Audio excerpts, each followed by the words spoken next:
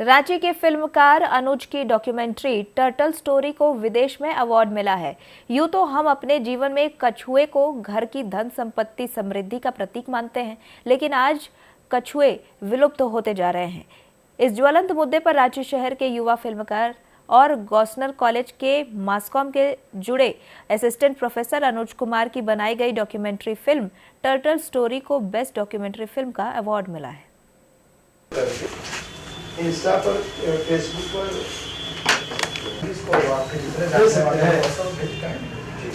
जितना प्रॉब्लम निकलता होगा। नमस्कार, आप देख रहे हैं रफ्तार मीडिया।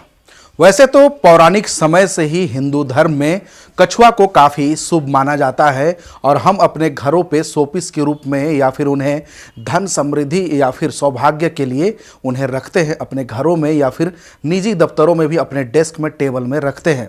लेकिन देखा जा रहा है कि अब जो है कि कछुआ की हम बात करें और कछुआ की संरक्षण की बात ना करें तो ये इंटरव्यू अधूरा साबित होगा। लेकिन कई बार देखते होंगे आप टीवी में, अखबारों में आप देखते होंगे कि कछुआ की ब्लैक मार्केटिंग हो रही, यानी कि तस्करी हो रही है।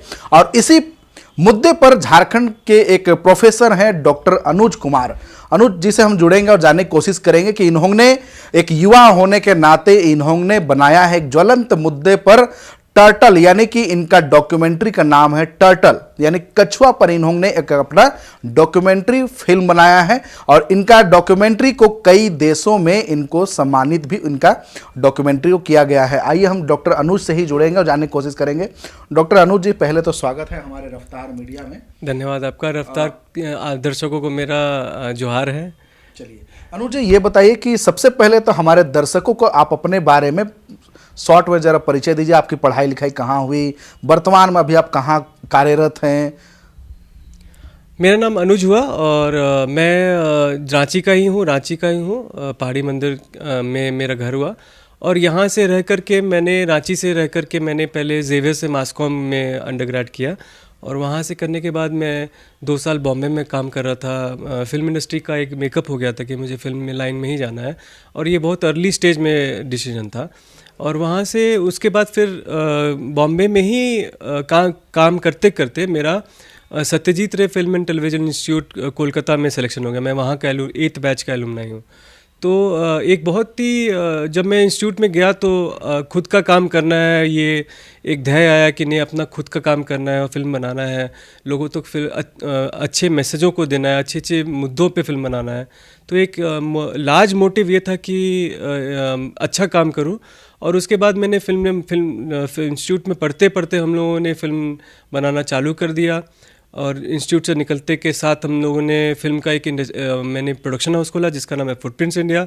और साथ में मैं उसके बाद फिर मासकॉम में एज अ प्रोफेसर कभी कार्यरत हूँ गॉस्नर कॉलेज में। पढ़ाते हैं अभी आप गॉस्नर कॉलेज में, चूंकि आप एक प्रोफेसर हैं तो कौन सा सब्जेक्ट आपका कौन सा है? मासकॉम में अपने ही विषय में मासकॉम पढ़ाता हूँ बच्चों को। लगभग मेरा मतलब 10वां साल जा रहा है ये पढ़ाने में। और मैं कुछ और भी कॉलेजेस से जुड़ा हुआ हूँ बट मुख्यतः मैं गॉस्नर कॉलेज में ही हूँ। और अभी मैं बच्चों को मासकॉम में टेक्निकल साइड में, जिसमें फिल्म का वीडियो प्रोडक्शन, ये सारी चीज़, स्क्रिप्ट राइटिंग, एडिटिंग, ये सारी चीज़ों को पढ़ाता है। प्री प्रोडक्शन के बारे आप ज़्यादातर उनको फोकस करते हैं, लर्निंग देते हैं। तो अनुज जी, सबसे पहले सवाल ये हुआ कि आपने जो डॉक्यूमेंट्री बनाया है तो आपके पास झारखंड में, चूंकि आप पले बढ़े हैं, यहाँ से आप निकल करके भले दूसरे स्टेट में जाके आप एजुकेशन लिया, हायर एजुकेशन, लेकिन झारखंड से रहने की वजह से आपने टर्टल पर ही क्यों आपने डॉक्यूमेंट्री बनाया? आपके पास झारखंड में कई तरह के पलायन हैं, यहाँ पे माइनिंग होती है, यहाँ पे कई तरह के ज्वलंत मुद्दे हैं। आपने उन मुद्दों को दरकिनार करते हुए टर्टल पर ही आपने क्यों बनाया? आखिर वाइल्ड लाइफ पर क्यों आपको दिलचस्पी हुई? देखिए, आप एक तो पहला बात तो ये कि हम जो मुद्दे हैं सारे मुद्दों पे हम लोग बनाए ये, क्योंकि डॉक्यूमेंट्री है, नॉन फिक्शन साइड है। फिक्शन साइड में मेरे लिखी हुई कहानियों में वुमेन एम्पावरमेंट से जुड़ी हुई एक नक्सल कहानी है जिसका नाम है फूलो। और डॉक्यूमेंट्री में मैंने चेरो बाटुदी पे डॉक्यूमेंट्री बनाया इसके पहले। तो वो आदिम जनजाति बाटुदी के ऊपर कोई भी काम नहीं हुआ। आप गूगल पे सर्च करिए, बाटुदी पे पहला फिल्म हम बनाए हैं और यूट्यूब में सबसे ज़्यादा व्यू उसको मिला हुआ है। तो कहने का बात ये है कि मुद्दों में अभी टर्टल इसलिए क्योंकि कंजर्वेशन के ऊपर काम नहीं हुआ है और टर्टल एक ज्वलंत मुद्दा है। तो मुझे एक प्रोजेक्ट के माध्यम से मैं महाराष्ट्र में था, तो उसमें पता चला कि ये कितना, इसका वर्ल्ड में कितना वैल्यू है और ऑलिव रिडली टर्टल्स पे कितना काम हो रहा है। तो वो एक मोटिव था कि ऐसे मुद्दों को उठाना और लोगों तक पहुंचाना। और ये अच्छा हुआ कि अभी ये सही समय है 2025, जहाँ पे कंजर्वेशन में बहुत काम हो रहा है। टर्टल पे, ऑलिव रिडली टर्टल, वही मेरा टॉपिक है और इसी के ऊपर मैंने काम किया। और अभी आप देख रहे हैं किस तरह से वो इतना सारा अवार्ड जीत रहा है। रीज़न ये है कि पहला तो ये मेकिंग, कि आप उसको बेस्ट फिल्म मिला, बेस्ट डॉक्यूमेंट्री फिल्म मिला, बेस्ट डायरेक्टर मिला भूटान इंटरनेशनल फिल्म फेस्टिवल में, उसको टैगोर इंटरनेशनल फिल्म फेस्टिवल में आप अवार्ड देखिएगा टैगोर इंटरनेशनल फिल्म फेस्टिवल में अवार्ड मिला। उसको स्पेशल जूरी मेंशन मिला न्यूम under water film festival, under water film festival हर्जोनियम में। तो ये सब ये बताता है कि इसका पर्सपेक्टिव कितना बड़ा है, मतलब इतना एज अ फिल्म ये कितना बड़ा टॉपिक मुद्दा बनते जा रहा है। अभी भी ये लगभग 100 फिल्म फेस्टिवल में जा रहा है, जिसमें से 50 इंटरनेशनल फिल्म फेस्टिवल है। तो ये बनाया ही मैंने इस तरह, इस सोच के बनाया था कि ये फेस्टिवल में जाएगा और फेस्टिवल में क्लिक करेगा जो हो रहा है। और धीरे धीरे अभी और भी एक्सपेक्टेड है, मतलब इस साल अगर 25 में आप देखिएगा तो हमको लगता है कि ये फिल्म और भी अवार्ड्स जीतेगा जैसा अभी चल रहा है। अनुज जी, ये बताइए कि झारखंड में क्या इसकी स्थिति है, क्योंकि यहाँ से ही निकल कर जैसे कहा जाता है कि इसका कई देशों में जो है ना कि इसका तस्करी का बड़ा डिमांड है, यानी कछुआ की बहुत ज़्यादा डिमांड है और झारखंड के सटे बॉर्डर से ही यहाँ से तस्करी भी होती है। कई बार हम देखते भी हैं कि तस्करों को भी पकड़ा गया, कछुआ को भी बरामद किया गया। तो ये आखिर क्या वजह है कि ये तस्करी में सबसे ज़्यादा डिमांडिंग है? ये तस्करी का रीज़न बहुत सारा है। इसको मेडिसिनल यूज़ और इसके स्किन का जो वैल्यू है वो सब को लेकर के इसको मारा जाता, लगातार मारा जाता।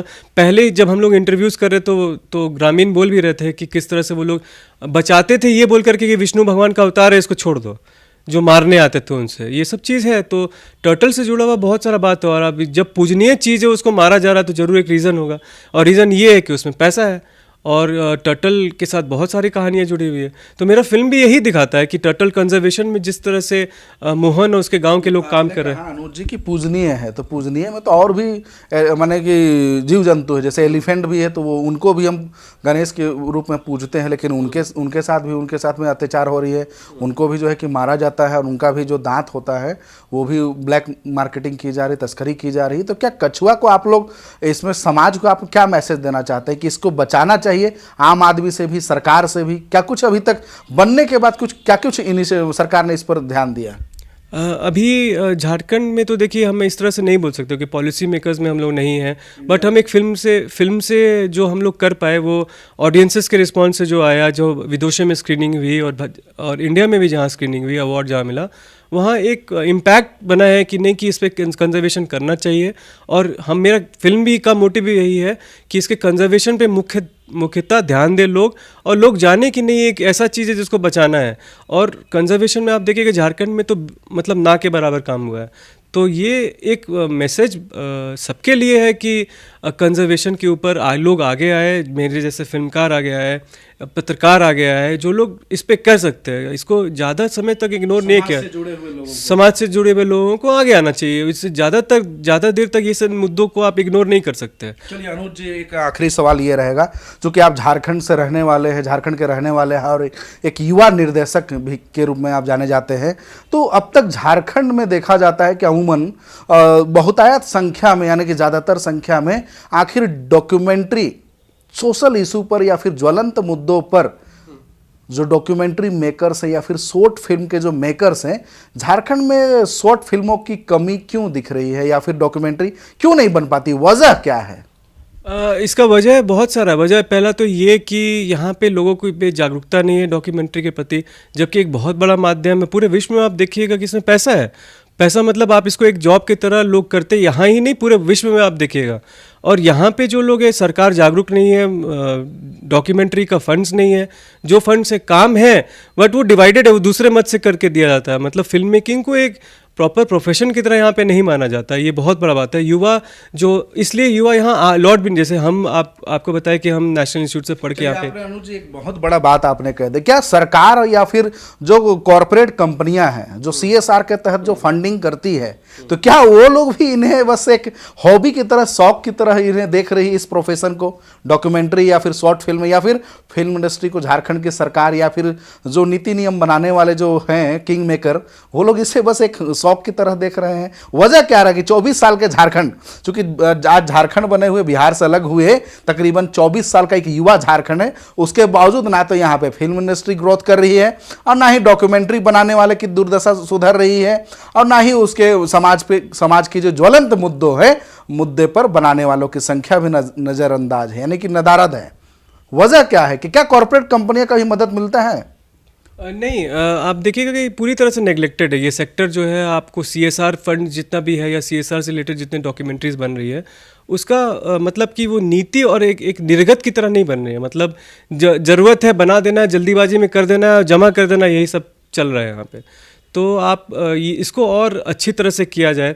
CSR पे तो इतना सारा काम है, आप लोग तो मीडिया से आपको पता ही है कि CSR पे और काम होना चाहिए, डॉक्यूमेंट्री का एक मद होना चाहिए यहाँ पे। जब आप लेने जाते हैं, चूंकि फंड के लिए जो है क्या आप उम्मीद करते हैं सरकार से, विभाग, कला संस्कृति विभाग से, फिल्म विभाग से, या फिर आप जब थक जाते हैं कि सरकार से नहीं मिल रही तब हो सके आपके जैसे कई होनहार युवा निर्देशक होंगे जो कि उनके पास में उनका स्टोरी, उनका दिल दिमाग में ही डब्बा बंद हो रहा है, तो क्या चक्कर लगाते लगाते चप्पल घिसता है क्या? वो लोग का क्या स्टैंडिंग क्या रहता है? ये अभी तक बहुत पुख्ता नहीं, जो काम हुआ है वो प्राइवेट माध्यम से और लोगों के जुझारूपन से ही हुआ है। और अगर प्रॉपर अगर सरकार सहायता दे तो एक बड़ा फिल्म नीति है हमारे यहाँ। आप फिल्म जहाँ जिस स्टेट में फिल्म नीति है, आप बंगाल से 250 प्रपोजल आ रहा है फिल्म का, झारखंड को आगे जाना चाहिए, ये चीज़ पे फोकस होना चाहिए सरकार का। अगर सरकार सपोर्ट करे तो महाराष्ट्र और गोवा और केरल की तरह, यहाँ बंगाल की तरह यहाँ पे भी एक बहुत बड़ा इंडस्ट्री होगा, फिल्म सिटी होगा। अभी आप यूपी का एग्जांपल देख रहे हैं, कितना बड़ा फिल्म सिटी वहाँ पे मिल रहा है। अगर इसका थोड़ा सा भी इम्प्लीमेंटेशन हो जाए, सरकार समझे कि एक बड़ा चीज़ है जिसको करना चाहिए, प्रोफेशन जिसको आप इग्नोर नहीं कर सकते। आप बिल्डिंग बना करके समाज खड़ा नहीं कर सकते, आपको समाज को चेंज करना पड़ेगा। और ऐसा शिक्षक मैं ये बोल सकता हूँ कि ये हम लोग ये बोल सकते हैं, इसलिए हम मुद्दा आधारित फिल्म भी बनाते हैं कि मुद्दे आए। आपने फिल्म सिटी का जिक्र किया तो बात करेंगे हम झारखंड की भी, चूंकि झारखंड में रघुवर दास के रहते हुए जो है कि पतरातू में फिल्म सिटी बनने की बात आई थी। क्या फिल्म सिटी कहाँ तक पहुँचा? फिल्म सिटी का तो जहाँ तक आप आधिकारिक रूप में देखेगा तो DPR भी नहीं बना। मतलब DPR के लिए भी बात चल रहा था बट नहीं हुआ। तो हम लोगों को पता है, ये पता है कि ये चीज़ें नहीं हो पाई है। तो अभी भी देर नहीं है, अभी सरकार के पास 5 साल है कि इसको आंसर करने का। तो मुझे लगता है कि अगर पॉजिटिव कदम उठाया जाए, भले ही धीरे धीरे टुकड़ा टुकड़ा करके, तो यहाँ का समाज बदलेगा। और ये सरकार के लिए पॉजिटिव चीज़ है कि वो करे, चीज़ों को समझे और इसको ज़्यादा इग्नोर नहीं करे, ये सब चीज़ें। क्या आप फिल्म बोर्ड के जो है कि आप मेंबर भी हैं, तो फिल्म में आखिर झारखंड के लोगों को, यहाँ के लोगों को रोजगार की बात करें या फिर फिल्म इंडस्ट्री बूम की बात करें, तो आखिर हॉलीवुड क्यों सबसे पिछले में है भाई? अभी देखिएगा कुछ फिल्में बनी है, खोटा सिक्का और कुछ लगातार 4-5 नागपुरी फिल्म आई है, बट वो अपने सहयोग से आई है और लोगों का जुझारूपन है। रंजू मिंज और 1-2 लोग हैं, वो लोग किए हैं और ये अच्छा काम हुआ है, मगर इसको कंटिन्यू करना बहुत ज़रूरी है। और पर्दे पे लगना, सरकार अगर लगना अनिवार्य में थोड़ा सा मदद कर दे तो फिर हमको लगता है कि थिएटर में लगना अनिवार्य, हम लोग ये पॉइंट रखे थे, और अगर वो सब हो जाए तो हमको लगता है एक एक करके यहाँ पे और बूम आएगा। और यहाँ पे हर दुनिया में हर जगह अपनी भाषा की फिल्में चलती हैं, उसका एक बाजार है, ये हमको बताने का ज़रूरत नहीं है। अनुज जी, चलिए समय का थोड़ा कमी है, एक आखिरी सवाल आपसे ये रहेगा कि चूंकि आपने टर्टल के बारे में जिक्र किया, अभी आने वाला समय में आपका कोई और भी कुछ किसी ज्वलंत मुद्दे पर, किसी सोशल इशू पर आपका कोई शॉर्ट फिल्म या फिर डॉक्यूमेंट्री आने वाला है, जरा दर्शकों को बताएं। हम लोग एक फिल्म कर रहे हैं फूलो, जिसको जो एक बहुत ही हमारे लिए बहुत एस्पिरेशनल फिल्म है। ये एक नक्सल इशू को, एक लड़की किस तरह से नक्सल बनती है, फिर वहाँ से निकल करके एक समाज के लिए उदाहरण बनती है, उसके ऊपर है। साथ में डॉक्यूमेंट्रीज कर रहे हैं और आने वाले समय में हम लोग एक डायन प्रथा पे एक फिल्म कर रहे हैं। तो मुद्दा आधारित फिल्म में हम लोगों का मेन फोकस, हम चाहते भी इस तरह से कि हम लोग इस पर काम करें, अच्छे से काम करें, एक अच्छा एग्जाम्पल बने, ये हम लोग का मेन फोकस है। तो ये थे डॉक्टर अनुज, जिनका साफ तौर पे कहना है कि हमने मुद्दों पर फिल्म की बात करें, शॉर्ट फिल्म की बात करें या फिर डॉक्यूमेंट्री, हम अपना 100% देते हैं, लेकिन समाज के जो तबके हैं उन्हें भी समाज में जो ज्वलंत मुद्दा है उन्हें दूर करने के लिए, जो समस्या है उन्हें दूर करने के लिए आना पड़ेगा। साथ ही सरकार को भी हमारे फिल्म इंडस्ट्री को, उनकी दुर्दशा को सुधारने के लिए आगे आना होगा। साथ ही जो कॉरपोरेट कंपनियां जो झारखंड में वर्तमान में है, CSR के तहत उन्हें भी फंड मुहैया कराने की आवश्यकता है। अब देखना बड़ा दिलचस्प होगा इस इंटरव्यू के बाद में सरकार या फिर जो कॉरपोरेट कंपनियां हैं वो कहां तक फिल्म इंडस्ट्री या फिर शॉर्ट फिल्म या फिर डॉक्यूमेंट्री मेकर्स या फिर फिल्म इंडस्ट्री से जुड़े हुए लोगों को कितना सपोर्ट करती है। सहयोगी दीपक के साथ संजय कुमार, रांची।